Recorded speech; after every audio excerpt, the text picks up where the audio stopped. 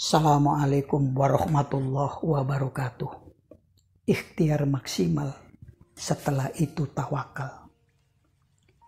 Kisah anak manusia. Setelah lulus SMP, dia ingin sekolah kejuruan karena dia beranggapan secara waktu lebih singkat dan cepat mencari pekerjaan.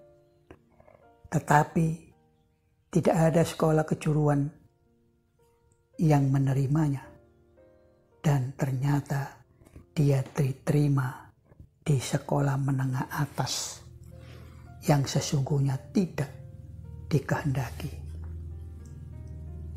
Saat di SMA, dia sibuk mencari kerja dengan ijazah SMP, tapi tidak ada institusi atau instansi yang menerima dia bekerja. Dan tragisnya lagi, pernah tidak naik kelas. Lulus SMA, fakultas yang memungkinkan untuk dimasuki, mengingat dari segi biaya, maka dia memilih fakultas hukum. Dan di dalam prosesnya, dia memilih jurusan pidana. Padahal mayoritas mahasiswa-mahasiswi memilih jurusan perdata karena konon mudah mencari kerja. Suka duka saat kuliah. Tiba-tiba beasiswa yang diterima dan yang menjadi andalan dia tetap kuliah diberhentikan tanpa alasan yang jelas. Pemerintah, dalam hal ini Kementerian Pendidikan dan Kebudayaan, mengubah awal tahun ajaran. Ketiga, 2 kali ganti pembimbing skripsi. Pergantian pembimbing yang pertama tidak jelas sebab musababnya. Pergantian pembimbing kedua karena sang pembimbing terkena sanksi sehingga tidak diperkenankan untuk membimbing. Semua peristiwa di atas menjadi sebab waktu kelulusan tertunda. Padahal cepatnya selesai kuliah merupakan harapan terbesar karena supaya cepat mencari kerja untuk membantu orang tua. Akhirnya perkuliahan sampai di ujungnya. Dan dalam proses kelulusan itu, walaupun ijazah belum keluar, dia dengan menggunakan tanda kelulusan melamar kerja. Tetapi sekali lagi dia kecewa karena instansi yang didatangi tidak menerima. Dalam situasi seperti itu, tiba-tiba ada panggilan pencarian calon pegawai melalui kampus-kampus dari institusi yang negara yang sesungguhnya dia tidak suka untuk bekerja di tempat institusi itu. Dan tatkala surat panggilan dari institusi negara itu disampaikan ke rumah, diterima oleh bapaknya, dan bapaknya kemudian menelpon karena dia sedang berada di luar kota, maka terjadilah dialog seperti ini. Kamu keluar kota untuk apa? Cari kerja, jawabnya singkat. Sudah dapat? Belum. Bila kamu keluar kota mencari kerja, dan saat ini ada panggilan kerja dari suatu institusi atau lembaga negara, walaupun kamu tidak melamar dan walaupun kamu tidak suka, akan lebih baik jika kamu memenuhi panggilan tersebut. Karena dengan memenuhi panggilan tersebut, kamu akan memperoleh pengalaman hidup yang tidak pernah kamu sangka-sangka. Berkenaan dengan dialog dan saran bapaknya itulah dia memenuhi panggilan, kendati pun dia tidak melamar dan dia tidak suka bila bekerja di tempat institusi negara itu. Tetapi di dalam proses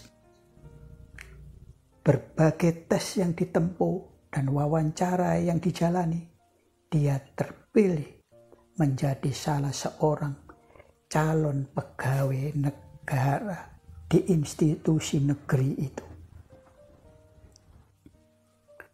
Persoalannya tidak berakhir di situ, karena dia harus ke Jakarta.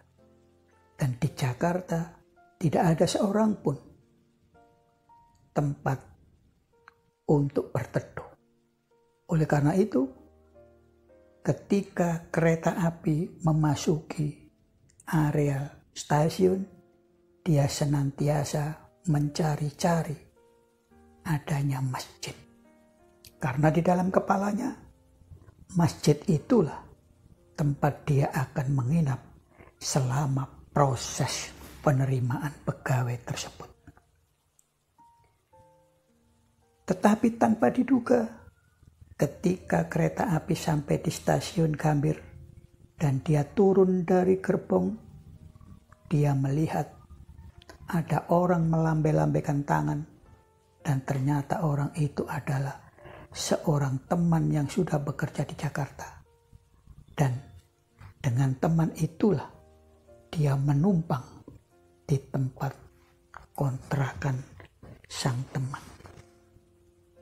Dan akhirnya dia bekerja di institusi negara yang sesungguhnya pada awalnya dia tidak suka, sehingga dia tidak melamar kerja selama 3 dasawarsa sampai masa pensiun. Apa hikmah dan hal-hal yang bisa kita renungkan bagi perjalanan hidup manusia yang lain dalam kisah di atas? Yang pertama, dia tidak diterima di sekolah kejuruan.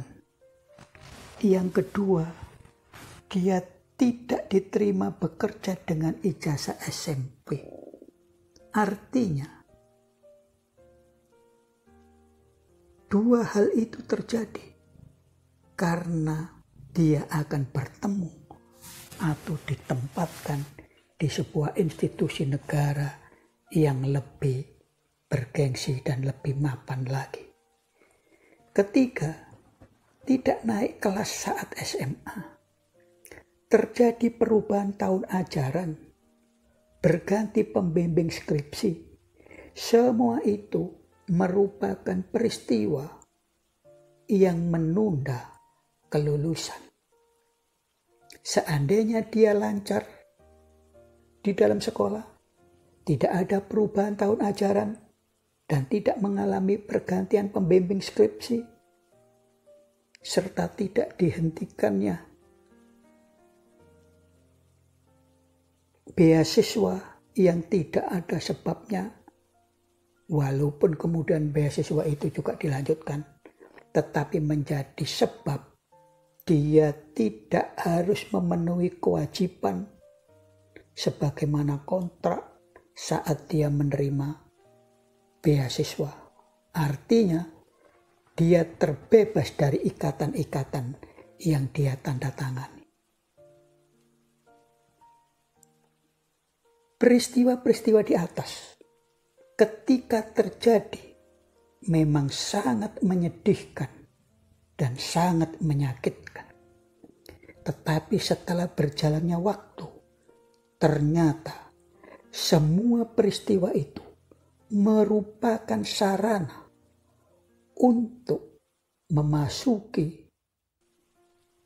institusi atau tempat yang lebih baik lagi dari hal-hal atau tempat-tempat yang dulu diikhtiari bekerja di situ.